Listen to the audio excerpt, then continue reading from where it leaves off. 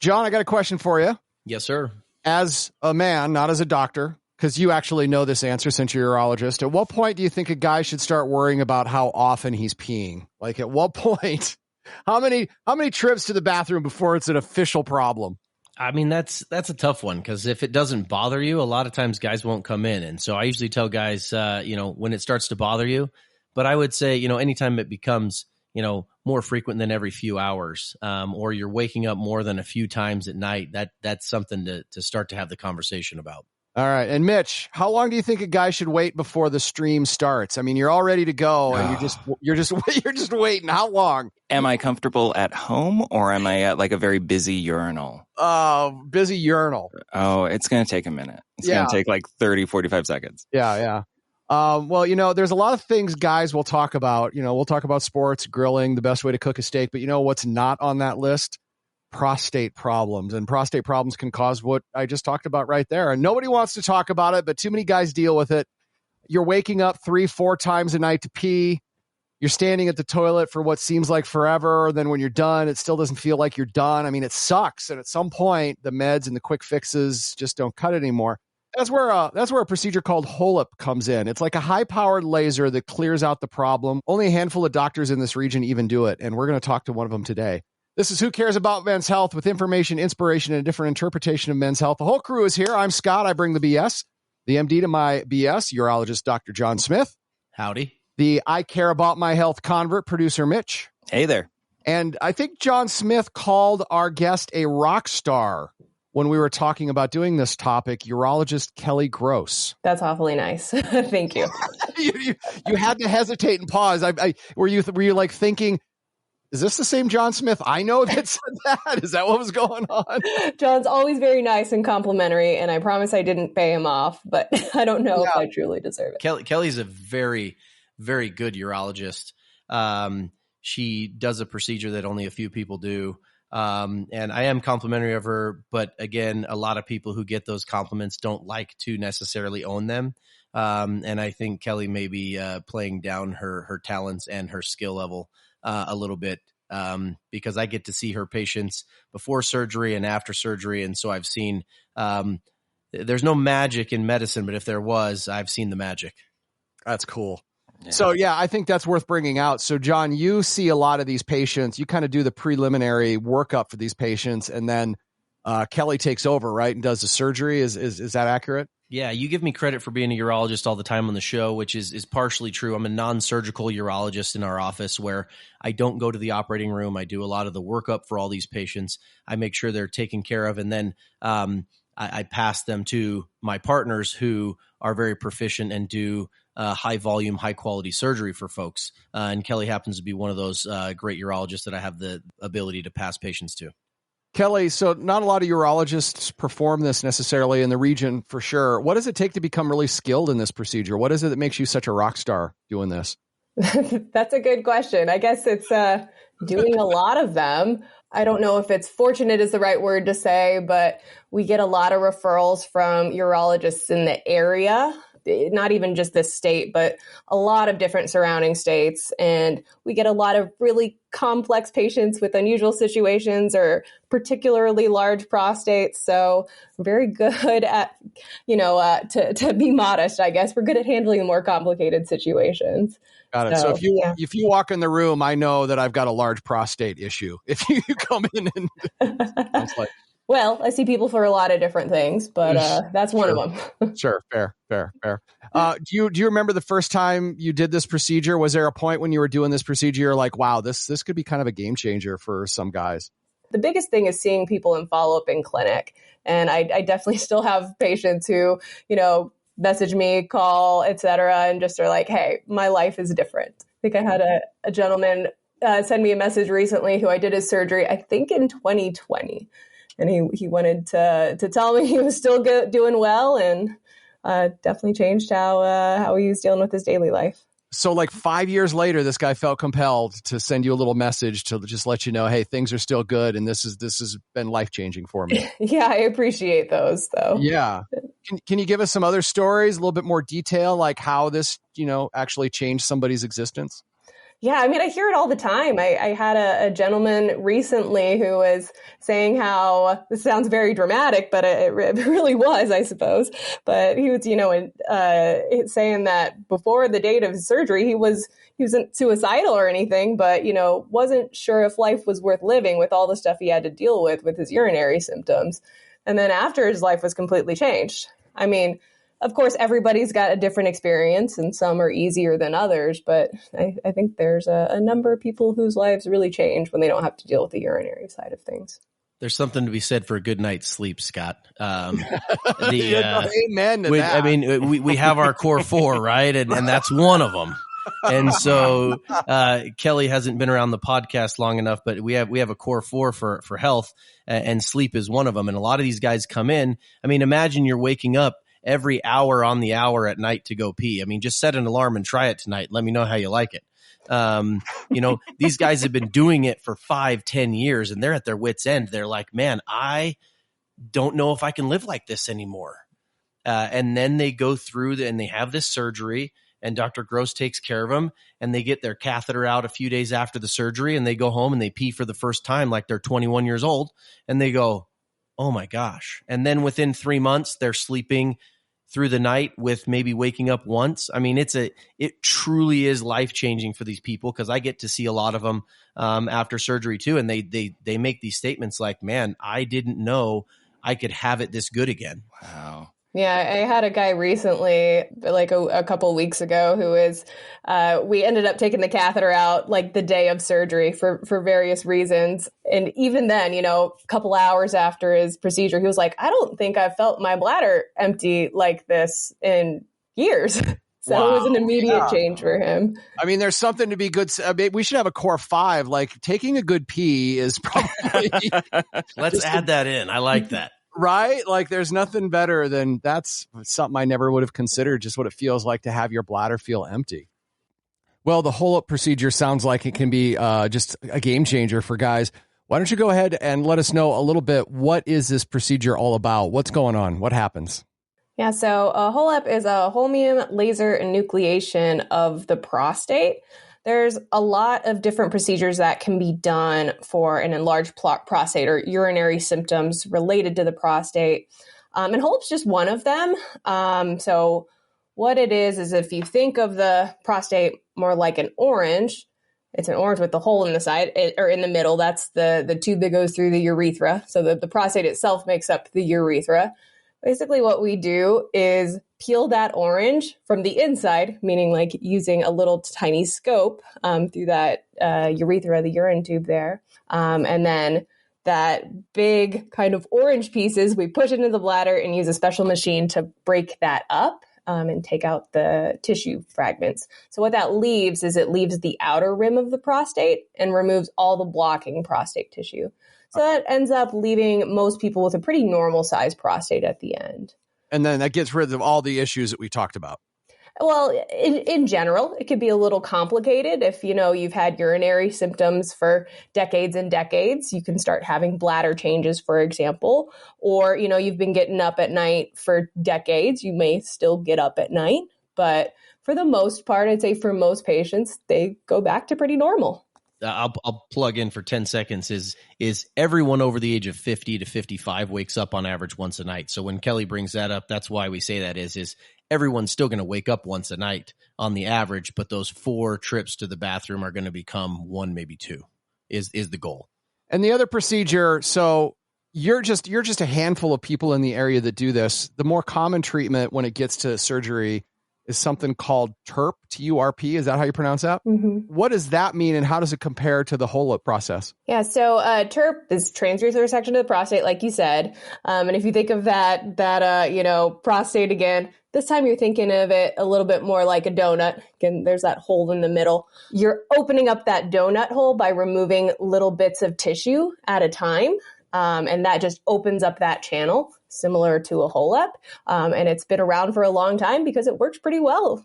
Now, Kelli mentioned size, and I would bring up when I work these folks up and you talk about size, I'll make dumb analogies all the time. And one that I use for guys all the time is I say, the guy that comes in that you can sell a 2-seater Porsche to usually doesn't have 4 kids with him. Those are the guys you're showing the minivan to, right? And so a lot of times if the guy comes in and his prostate's really large, he probably needs a HOLEP, and he's going to do better with a procedure because the HOLEP tends to take care of larger prostates much better than a TURP. And so like Kelli mentioned, it's not really that one is worse than the other, but it's, which one is more amendable to your prostate. And so we usually get a workup done where we look at the size and shape of the prostate to figure that out. When I'm working them up, what's the best patient for me to send to you? What's your ideal HOLEP?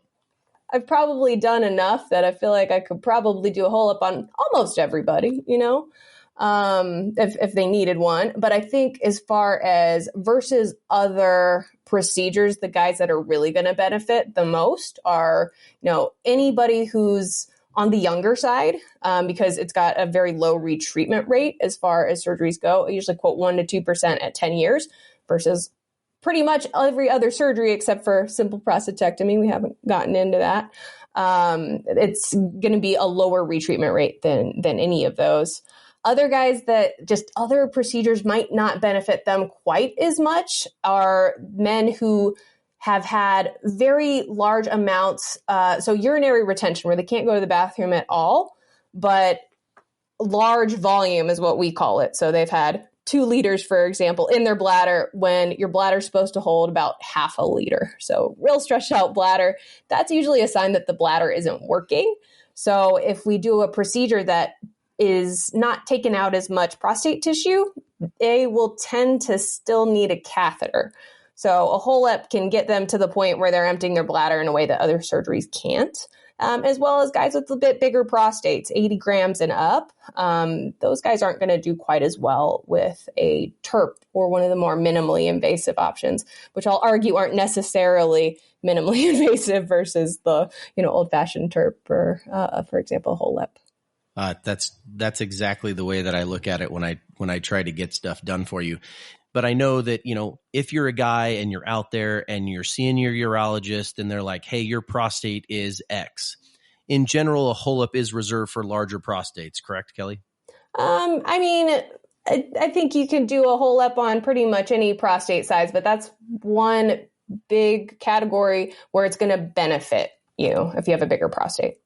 So do you feel, and I know we've kind of talked about this before, but a TURP and a HOLEP, in that 40 to 80 gram range are equivalent is kind of my understanding. Is that how you look at it? Maybe a little lower retreatment rate, I would say, over the long term for those, 40 to 80 gram size, but it does carry a higher rate of incontinence or leakage of urine than a TURP. So, 40 to 80 gram range, it's just going to kind of depend. If you're 50 years old, you're less likely to have incontinence of urine and more likely to need another surgery at some point. So that might be a good trade-off as far as, what are the pros and cons to each surgery. But I don't think there's always a clear winner from that prostate size range. And I think, the smaller prostates are a little bit more technically challenging from my understanding on the HOLEP. Is that right? Yeah, I'd say under about 40 grams, it gets pretty tough. And I'd say there you probably really start seeing less of the improvement as far as retreatment rates. Kelli, I do a lot of these referrals that you get from other doctors for these HOLEP surgeries. What's the one thing you wish they would do differently in the workup process that would make your life easier in order to practice the way that you would like to in the best? That's a good question. I think the biggest thing for me, I think this is true for any physician, is I just want to make sure that a patient comes in understanding the options. So I am happier when I know a patient has already had a discussion as far as these are the lifestyle changes you could make. These are the medications that you could try. These are all your surgical options so that, they're not coming here often traveling really far. And, I'm like, well, you could do meds if you want to. And, they travel for me to talk to them about medications or something like that. So that's the most important thing for me, is just making sure that, they've had that conversation. And so what do you think is the most important thing that they need to hear before they get to you? Yeah, for me, it's, pros and cons of each of their options. So that includes a HOLEP. I like to give people the percentages of what the risks are for all sorts of different procedures. And I like to tell people why certain procedures aren't great for them, and certain would also be an option if I'm seeing somebody for a HOLEP consult. A HOLEP's often a procedure you can do it on almost everybody, versus some procedures are just not good options for some people. So I prefer when people understand some of the subtleties in their decision making. I think when a guy hears about prostate, they get a little nervous to begin with, especially prostate surgery. And one of the first things that I think, you can tell me, do men worry about like their manhood, their sexual function, that sort of stuff when you start doing operations and procedures in that area? We definitely hear that. And I think all prostate procedures or medications or whatever it is are going to carry some kind of risk. Now, that being said, having an enlarged prostate also carries plenty of risk as far as leaving that untreated and the things that can happen down the line with that. But all of it is going to have some potential side effect. Now, most procedures don't cause much issue with sexual function except for retrograde ejaculation, which is when if you ejaculate, it just goes backwards in the bladder. It's harmless. Most people don't care, but some people really do care about that. So a lot of those procedures will cause that, but it's very rare for any procedures to cause erectile dysfunction. One of the things I think I really got away from this, I think we're probably ready for some takeaways. Is there anything else we need to be discussing, John, when it comes to this procedure? I mean, I think we've hit a lot of the high points. A lot of the nuance are things that people are going to have, like when they get to the doctor, and they're going to nuance those conversations. I think we've nailed a lot of it. Kelli, anything that you think we missed that you would want to make sure that we had out there? I'd say not podcast form. I mean, we can talk for forever. I'll talk to people in clinic for a really long time about pros, cons, post-op, all that. But at the same time, I think one thing I do want to stress is I know a lot of guys are nervous to address their prostate issues, or they think it's like normal and they don't want to live with it. I encourage people to at least see a urologist, talk about medications, at least monitor it. We can work with you. If you don't want to do something, we'll still work with you, but we can monitor kidney function, for example, or how well you're emptying your bladder and where your symptoms are. And I think in the long run, that helps prevent those bladder changes that I was talking about and your results from a long term. I think people really just wait too long sometimes, and they've got terrible symptoms, and it's a lot harder to come back from that than if, we've been working with you, stayed on top of symptoms, and then eventually you're like, hey, this isn't controlled. I think one of my takeaways, I always want to make things like this is the best procedure or that's the best procedure. And it was really fun listening to you two talk, because it really brought into focus the fact that we're talking about HOLEP primarily on this particular episode for people considering that. But there might be an instance where that isn't the best procedure, and actually your outcome might not be as good. I think you were talking about leakage, and if I understood that correctly, if you're not kind of in the right patient profile, you might actually have some side effects that you wouldn't want to have. Did I process that correctly? Yeah, and I think also with any surgery, and medications, any situation, we just can't 100% predict some of those rare side effects that people end up dealing with. So, for example, if I had an 80-year-old guy with a 30-gram prostate, I don't think it's worth that potential higher risk of incontinence. But, if he really wanted one, then we could do it. But we will at least, talk about, hey, what does that mean? Mitch, what did you get from today? One of the things that I found interesting is I want to challenge your original assumption that guys don't talk about prostates, because so I have had a very strange career path. And before you, Scott, most of my bosses I worked very closely with, average age 76. And there was a lot of conversation about prostate problems and what was being done about their prostates, and it just happens when you get old, blah, blah, blah. And what has been appreciated is just sitting and listening that there are options if you're having these symptoms, that it's not just it's just going to happen. And that's just what's going to happen. That's just what's going to happen. It's very reassuring to say, I don't love the idea of lasers by my bits, but hey, at the very least, there are people out there that can kind of talk through symptoms and are open to talking through those symptoms. And there's a lot of options available. And it's just, again, love when I hear people talking about this kind of stuff that is usually reserved for not being talked about with guys. Dr. Kelli Gross, thank you so much for being on the show. As another illustration of what a rock star Kelli is, looking at her reviews here on University of Utah Health, out of 5 stars, she's like a 4.8. You can't even tell that 5th star has anything missing. It's just a little bitty part that's missing right there. So thank you for sharing all of your knowledge and expertise and doing everything you do for men's health. Yeah, thank you for having me. It's been great. If you have any thoughts or would like to share any of your stories, we would love to hear from you. The email address is hello@thescoperadio.com.